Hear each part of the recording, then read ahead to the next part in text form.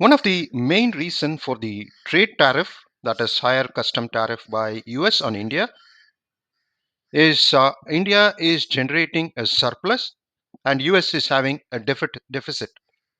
So that has been, the reason why, I would say, one of the main reason. The other reason is, of course, they say import of oil, but even that is contradictory as well. There are a number of reasons which has been provided on that.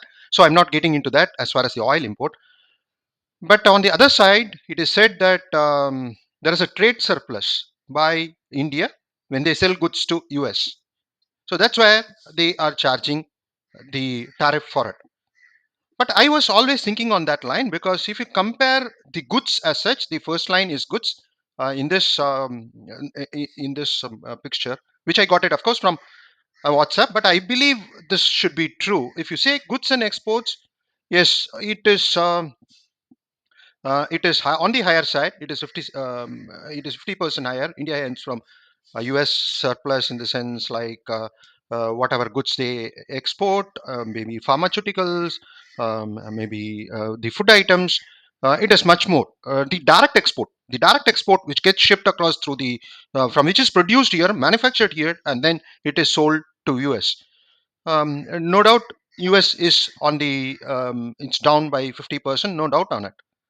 But then there are other factors or other type of flows like IT consulting, or even for that matter the IT products as such. You might be using, everyone uses the Microsoft Office or the operating system. So every desktop, almost most of them uses the Microsoft product, or it could be Apple product as such.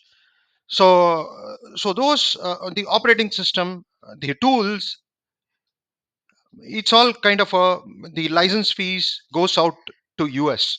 Even though it could be billed in the INR, it still reaches to US. It gets converted, it still reaches to US. So the second line, IT services, IT consulting, the products, it's almost online. This is what is the picture shows. And they had given the sources, various sources they have given. This is what they have taken it from. But I believe this could be correct as well. On the services, the IT products, as I said, everyone uses the Microsoft Office product, or the Windows OS, or even in that case the Apple laptop. It will have some. It has associated licensing as well, the software licensing. All this, yes, you pay in INR, but then it gets repatriated into the US dollars to the making payment.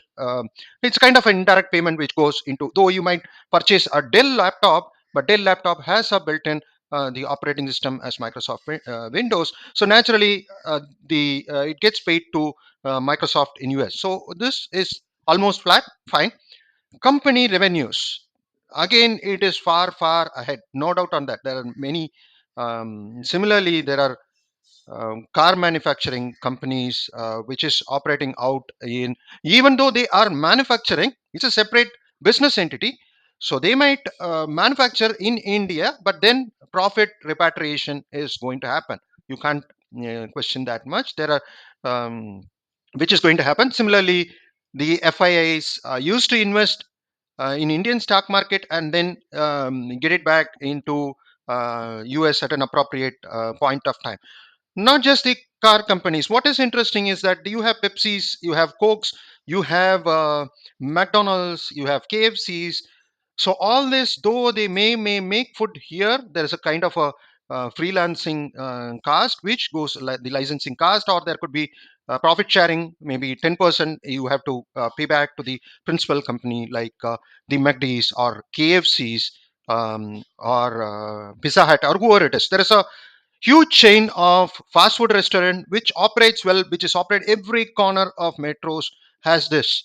Comparatively, yes, it's very less as far as these food chains are very less. Indian food chain operating in US is hardly a handful. And revenue, again, that's just an example. So definitely on the food chains, there is high revenue which is flows into the US. So it's about 81 billion. Food chain is one segment.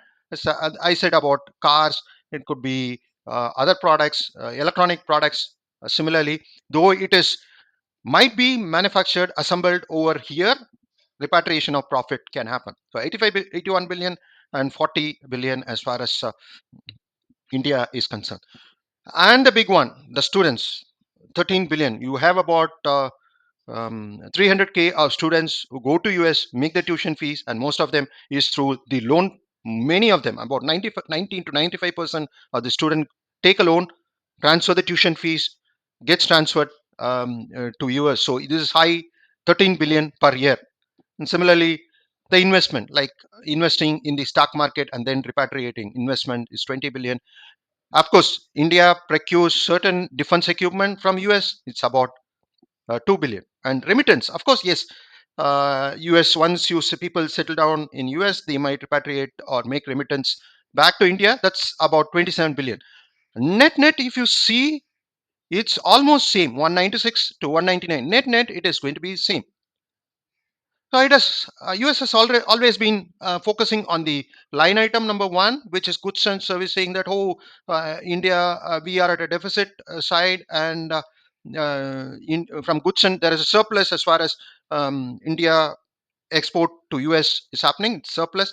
But that is not the case. If you look at the whole business scenario, considering all the IT products, company revenues, even though it could be a manufacturing company, then still repatriation of profit is going to happen, and the license fees is going to happen, or it could be anything like related to any kind of premium you got to pay, or the any kind of a fees, legal fees you need to pay, the company needs to pay for using McDonald's signboards or KFCs. Those fees needs to be paid as well, apart from repatriation of profit. And then you have investments, the investment in the sense, invest in the stock market and then defense. So net net, it is almost on par. Each year there could be a minor variation. So that way, yes, I think it's more or less balanced. So this is totally it doesn't make sense if you go by this picture. As far as the trade surplus is concerned, it doesn't make sense. An oil part, I'm not going to get into the details. Enough as what is India's procurement of oil, and whereas how much is the European Union's procures from energy procurement from Russia. That is already been discussed in many of the channels in YouTube itself. So this is one thing each of us need to understand. No, it's not a kind of a trade surplus which is happening. It is just a trade, and we have it all started when in early 90s, because India faced balance of payment crisis. Our market was opened up, and balance of payment crisis, and we had to get funding from IMF. We opened the our economy, and there are many investors who came in. Along with the investors, the manufacturing started. You have all kind of, even the food products, food processing products like McDonald's, KFC's, everything came in from 90s onwards. Prior to that, yes, it was a closed economy. That's a different story as well. I hope you now have an idea, as it's not a trade surplus which is happening, it's almost a balance sale which is happening with US. So if you have any inputs, please just put your comments as well. Thank you and cheers.